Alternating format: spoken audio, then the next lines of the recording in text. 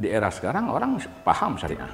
Di mana-mana ada fakultas syariah, ada kursus, ada YouTube, ada sosmed, ada jaringan internet yang bisa mengakses informasi apapun tentang syariah. Tetapi orang kurang berakhlak.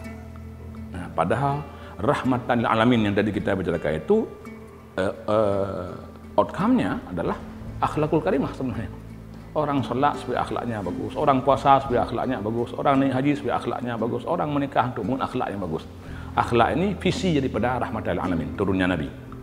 Innama bu'itsu liutammima makarimal akhlak, kata Rasul. Sesungguhnya aku diutus untuk menyempurnakan akhlak, bukan menyempurnakan hukum, bukan menyempurnakan ini, bukan itu. Akhlak inilah indikator bahwa Islam sudah rahmatan lil alamin. Kalau belum berakhlak orang belum rahmatan lil alamin. Kira-kira begitu.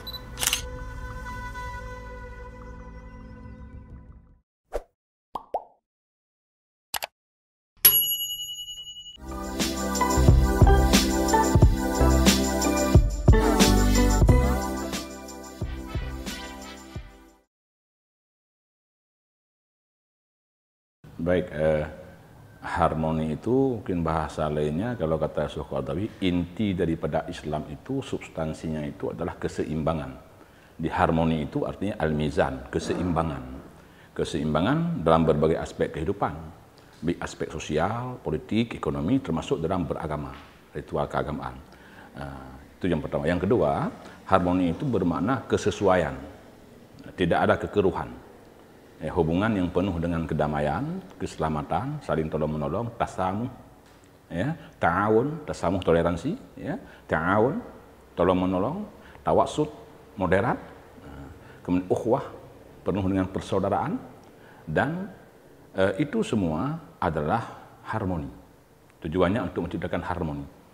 Dalam Al-Quran, Allah menggunakan istilah persaudaraan yang berakar dari akar kata akhun. Akhun itu artinya sama.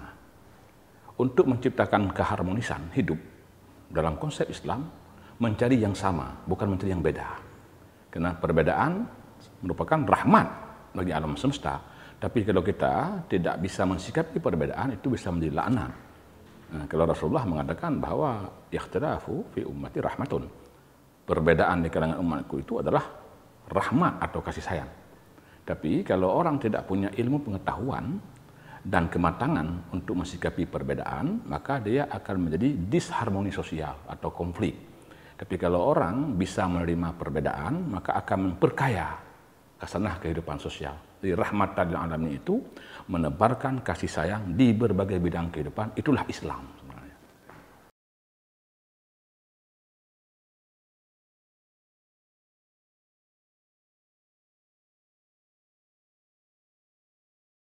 Contoh ideal pasti ada di masa Rasulullah. Cuman penulis tafsir Al-Manar pernah mengatakan setelah berpetualang ke negara-negara barat waktu itu, saya menemukan di barat itu tidak ada muslim, tapi saya menemukan Islam. Sementara ketika saya ke timur, saya menemukan banyak muslim, tapi sangat sedikit Islam. Itu menggambarkan bahwa kita sekarang justru harus membangun contoh. Karena tidak bisa menemukan contoh ideal. Nah, kita harus membangun contoh yang ideal. Dan kita berharap sebenarnya Aceh ini menjadi salah satu contoh. Contoh tentang Islam yang rahmatan lil alamin. Islam baru bisa menjadi rahmatan lil alamin bila orang memahami substansinya, bukan dekorasinya. Islam sebagai syariat, substansinya adalah keadilan. Islam sebagai tata kehidupan, substansinya adalah kedamaian. Islam sebagai peradaban, substansinya adalah keseimbangan. Islam sebagai akidah, substansinya adalah ketauhidan. Islam sebagai etika, pergaulan, substansinya adalah toleransi. Bila substansi-substansi ini yang menjadi sasaran dalam membangun syariat, baru kita bisa membangun contoh tadi. Contoh bahwa Islam itu mendatangkan kasih sayang, bukan dendam dan permusuhan. Saya kira begitu.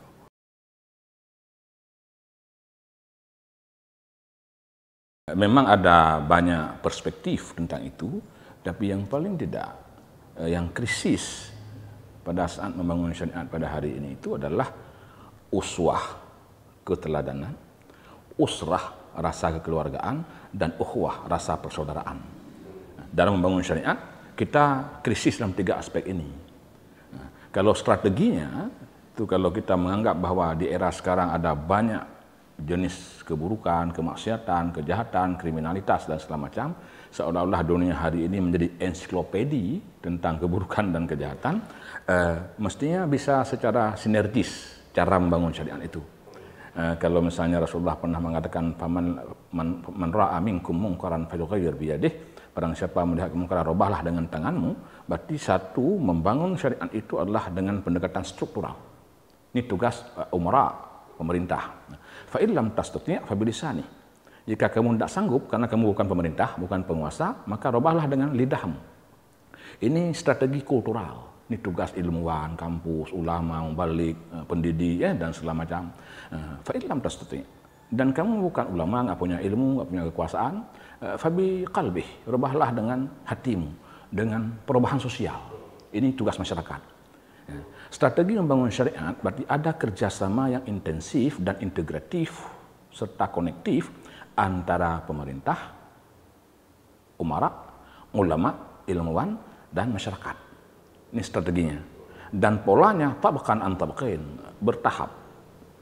Tidak bisa revolusioner, tapi sifatnya reformatif, tidak revolutif. Karena kalau revolutif kosnya secara sosial politik tinggi, tapi reformatif. Bila ketiga cara ini tempuh, insya Allah akan terlaksana. Tapi kalau pemerintah lain, ilmuwan lain, masyarakat lain lagi, maka ini tidak akan terbangun dia. Kalau strateginya ya seperti itu, gerakan struktural, kultural dan sosial itu berjalan beriringan. Nah, itu kalau kita mengutip apa yang Rasulullah sabdakan dan contohkan di masa hidupnya.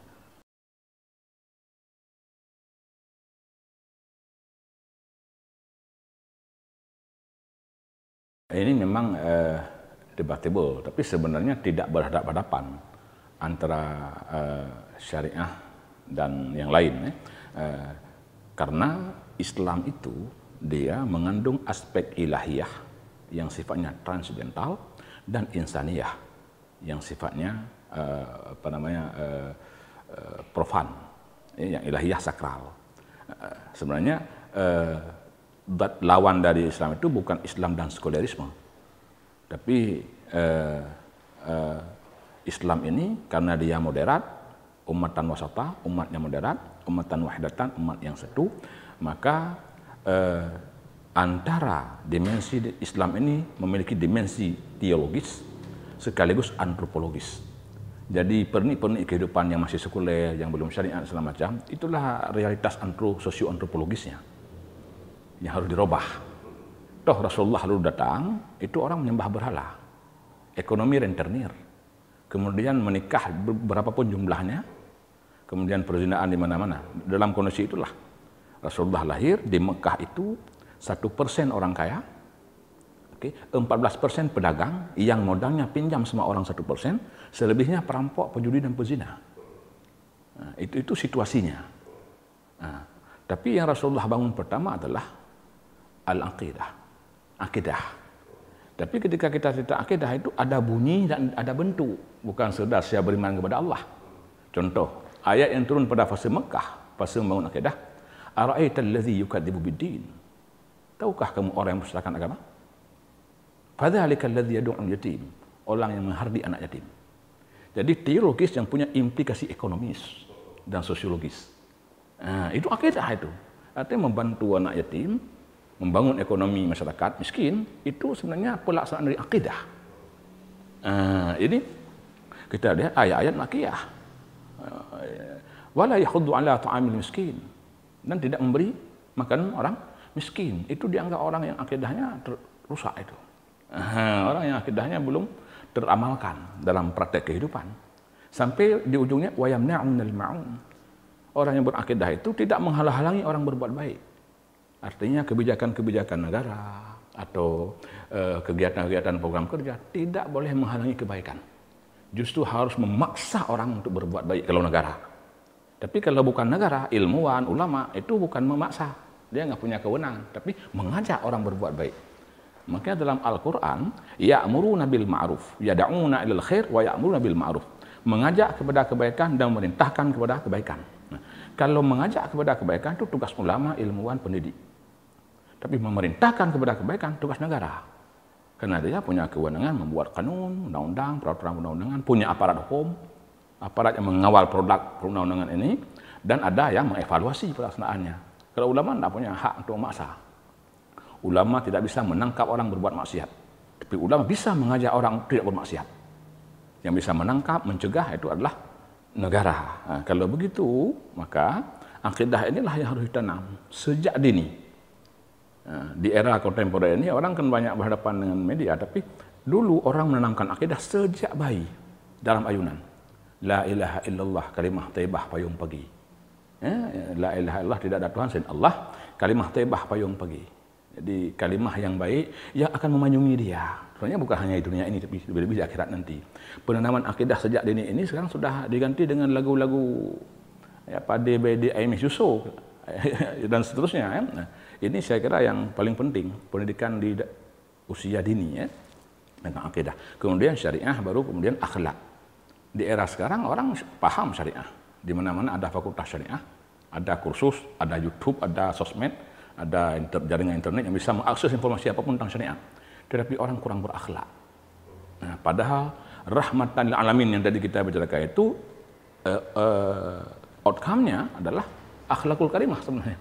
Orang sholat supaya akhlaknya bagus, orang puasa supaya akhlaknya bagus, orang naik haji supaya akhlaknya bagus, orang menikah untuk membangun akhlak yang bagus.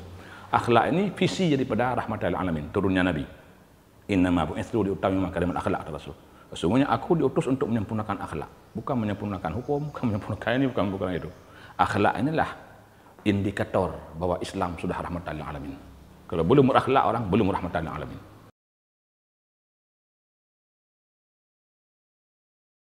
Dalam bahasa agama moderasi itu disebut dengan tawassut. Dalam bahasa Al-Qur'an disebut dengan kita ini umat Islam ini ummatan wasata, umat yang moderat. Ada orang bilang moderasi itu di tengah. La tafrid wala ifrat, bukan kanan, bukan ekstrem kiri. Tapi tidak selamanya moderat itu di tengah. Kalau misalnya sekolah SD, SMA di tengah, SMP, bukan yang bagus itu. Yang bagus malah S3. Jadi Islam itu sendiri sudah moderat. Arti moderat, Islam itu sesuai dengan fitrah manusia. Apa contohnya? Islam melarang kita kikir, tapi juga melarang kita boros. Moderasi dari kikir dan boros adalah hemat. Islam melarang kita pengecut, tapi juga tidak boleh nekat. Tapi syaja'ah, berani. Arti berani apa? Ada perhitungan dalam bertindak. Itu disebut dengan moderasi. Ya, tidak ekstrem kanan, kalau dalam masalah ekonomi mungkin tidak ekstrem kiri, tapi tawassut. Tidak mengutamakan hak sosial seperti marxisme atau sosialisme. Tidak juga mengagungkan hak individual seperti kapitalisme. Tapi mengakui hak individu dan melindungi hak sosial. Itu Islam. Bahkan maslahatul ammah muqaddamah ala maslahatul khassah. Hak sosial atau umat lebih diutamakan daripada hak individu. Walaupun tidak membuang hak individu, tetap melindungi hak individu, tapi juga melindungi hak sosial. Ini makna tawassut. Tidak ekstrem kanan, tidak ekstrem kiri, tidak individualisme, tidak juga sosialisme. Tapi kedua-duanya ada dalam Islam, dalam wadah Islam.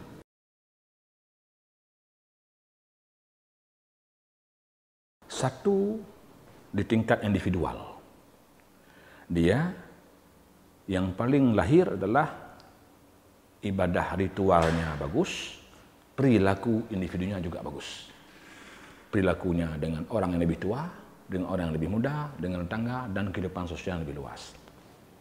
Yang kedua, di ranah keluarga, indeks kebahagiaan keluarga, taruhlah di Aceh misalnya, itu harus nilainya tinggi. Kenapa? Nggak mungkin syariat Islam mengajarkan keluarga menderita. Semakin tinggi indeks kebahagiaan keluarga, maka semakin tinggi praktek syariah dalam keluarga itu. Dalam skala lebih luas, dalam bermasyarakat dan bernegara, sebuah masyarakat dan bernegara dianggap sudah bersyariat bila dalam berbagai sendi kehidupan berbangsa dan bernegara sudah dipraktekkan nilai-nilai syariat. Saya tidak menyebut bentuk, tapi nilai-nilai syariat. Saya tidak perlu tulis misalnya bank syariah begitu, tapi praktek ekonominya syariat. Itu yang saya sebut dengan substansi. Ya, kalau ditulis oke lah, tapi maksudnya bagus. Kalau isinya bagus, kemudian covernya juga bagus.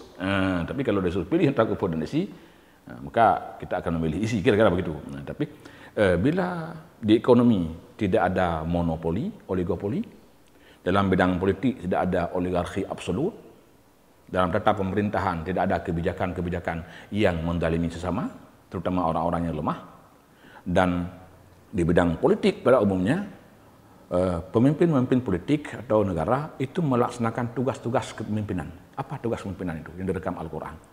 Ada 3 tugas utama. Satu adalah aqimus shalah. Alladzina immakannahum fil ardi, orang-orang yang dikukuhkan oleh Allah kekuasaannya di atas muka bumi ini, maka punya tugas aqimus shalah, menegakkan salat. Ini simbol. Artinya apa?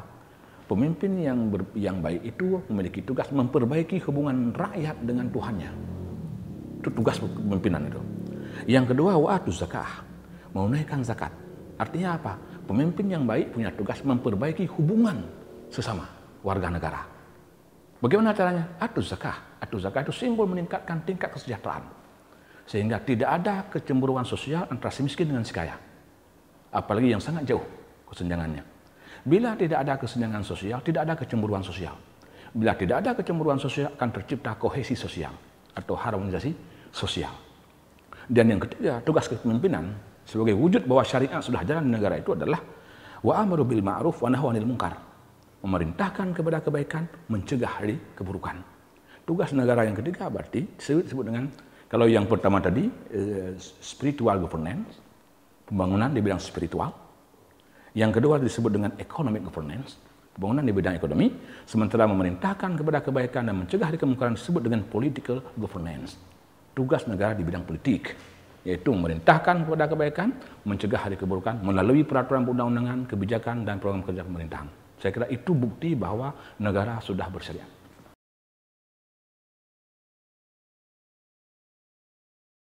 Yang pertama, pemahaman. Ya, karena orang sering mencampur adukan antara syariah, fiqih, dan hukum Islam. Pemahaman ini sangat penting. Karena untuk meluruskan tindakan, terlebih dahulu kita harus meluruskan pikiran. Ya, ideo fact sebelum socio fact. Nah, apa itu syariah? Syariah itu semua kandungan yang ada dalam Al-Quran dan Hadis itu syariah. Ma yatadhammanu fil Quran wal Hadis. Apa itu fikih? Fikih itu hasil pemahaman para ulama terhadap Al-Quran dan Hadis. Makanya fikih itu didefinisikan sebagai al-ilmu bil ahkam syar'iyyah al-amaliyah al-muktasab min adillatiha tafsiliyah. Fikih itu ilmu tentang hukum syariat yang digali oleh para mujtahid, oleh para ulama dari dalil-dalil yang terrinci, yang bersifat praktis. Nah, karena dia ilmu, maka berlaku sifat ilmu. Dia terbuka. Terbuka untuk dikritik, terbuka untuk dikoreksi, terbuka untuk dievaluasi. Itu fikih. Dan dia sesuai dengan kebutuhan dan perkembangan zaman. Tapi itu masih ilmu. Fikih itu wacana keislaman, wacana keagamaan. Tidak mengikat siapapun. Yang ketiga, hukum Islam. Kalau hukum Islam itu hasil pemahaman ulama tadi yang diinstitusionalisasikan, dipositifkan menjadi hukum negara. Contoh di Aceh, kanun jinayat. Contoh di Indonesia, undang-undang perbankan syariah, undang-undang perwakafan, undang-undang zakat. Itu fikih yang sudah menjadi hukum. Fikih Islam yang telah bertransformasi menjadi hukum Islam. Itu mengikat siapa saja yang diatur oleh hukum itu. Kalau fikih Syafi'iyah misalnya tentang salat sudah dikanunkan, maka orang tidak mengamalkan bisa ditangkap oleh wilayatul hisbah. Kenapa? Karena ilmu fikih telah menjadi hukum. Sudah dipositifkan oleh negara, maka negara punya perangkat dan kewenangan untuk bertindak bagi siapa saja yang tidak melaksanakan atau yang menyimpang dari apa yang sudah diatur. Ini langkah pertama, meluruskan pikiran, membuka diskursus konseptual tentang syariah yang kita sepakati, kemudian baru implementasi. Nah, kalau istilah dalam syariat Islam itu, langkah pertama adalah langkah hermeneutis, pengkajian tentang syariat Islam di berbagai kehidupan. Yang kedua adalah langkah implementatif, pelaksanaan. Yang ketiga adalah langkah evaluatif. Nah, dalam pelaksanaan ini, menurut teori hukum misalnya, itu baru bisa jalan dengan efektif bila ada minimal 4 perkara. 1. Isinya, isi peraturan perundang-undangannya, konsep pendidikannya, pemerintahannya, ekonominya itu baik. Arti baik, tidak bertentangan dengan qiyamul asasi, nilai-nilai dasar Islam. Apa itu? Al-adalah, keadilan. Al-musawah, kesetaraan. Al-hurriyah, kemerdekaan. At-tauhid, ketauhidan. Al-fadilah, keunggulan. At-ta'awun, tolong-menolong. At-tasamuh, toleransi. Al-ukhwah, persaudaraan. Asyura, partisipasi. Bila kebijakan dibuat tidak bertentangan dengan nilai-nilai dasar ini, itu disebut berarti sudah sudah sesuai dengan syariat. Ini. Yang kedua harus ada penegak hukum, pelaksana syariat. Itu harus bagus. Kalau syariat isinya bagus, tapi penegak hukumnya tidak bagus, tidak akan jalan juga. Apa kriteria bagus? Pemahamannya di bidangnya bagus. Pemahaman tentang syariat di bidang dia. Terulah misalnya dinas kehutanan, harus paham konsep hutan menurut syariat. Ini kita seolah-olah syariat Islam itu tugas dinas syariat Islam. Nah, kita memang dari dulu mengusulkan dinas perwakafan, memang bukan dinas syariat Islam. Karena semua dinas Aceh harus Islam.